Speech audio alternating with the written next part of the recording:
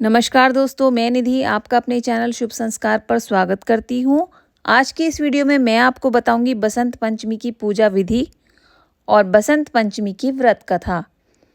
तो बिना देर करे हम शुरू करते हैं। उससे पहले अगर आपने मेरे चैनल को भी सब्सक्राइब नहीं किया है तो प्लीज़ मेरे चैनल को सब्सक्राइब कीजिए, लाइक कीजिए और शेयर कीजिए और बेल आइकन पर प्रेस करना बिल्कुल ना भूलें। उससे आपको मेरे आने वाले वीडियोज़ की नोटिफिकेशन मिलती रहेगी। तो चलिए हम लोग शुरू करते हैं। सबसे पहले हम बात करते हैं बसंत पंचमी की पूजा विधि की।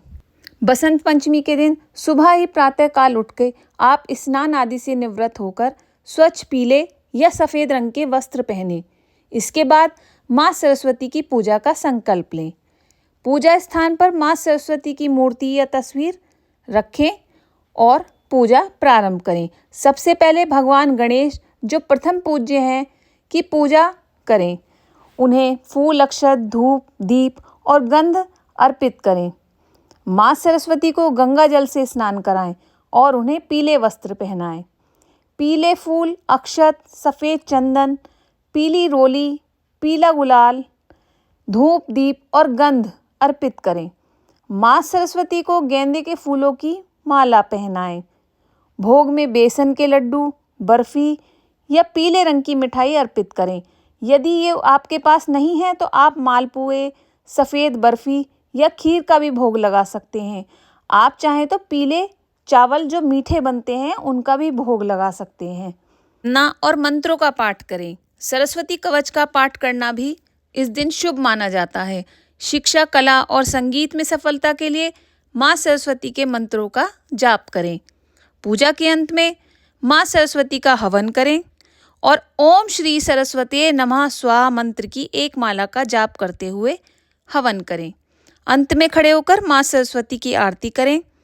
आरती के दीपक को घर, अपने पढ़ने के स्थान पर और आपका जो कार्य है, जैसे कि आपका ऑफिस या जहाँ पर भी आप अपने जीवन को चलाने के लिए जो आप बिजनेस या जो भी आप नौकरी करते हैं, वहाँ पर आप उस दीपक को घुमाएं ताकि नकारात्मक प्रभाव दूर हो जाएं।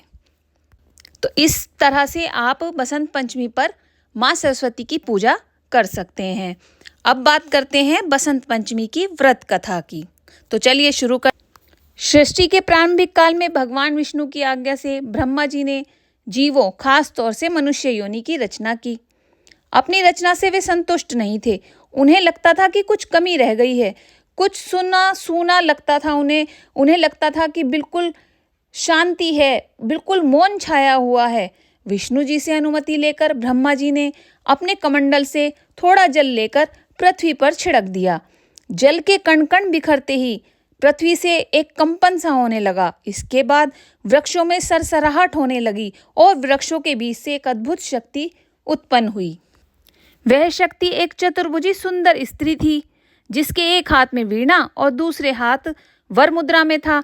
अन्य दोनों हाथों में पुस्तक और माला थी। ब्रह्मा जी ने देवी से वीणा बजाने का अनुरोध किया।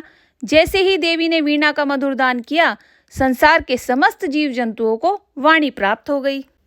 जलधारा में कोलाहल व्याप्त हो गया।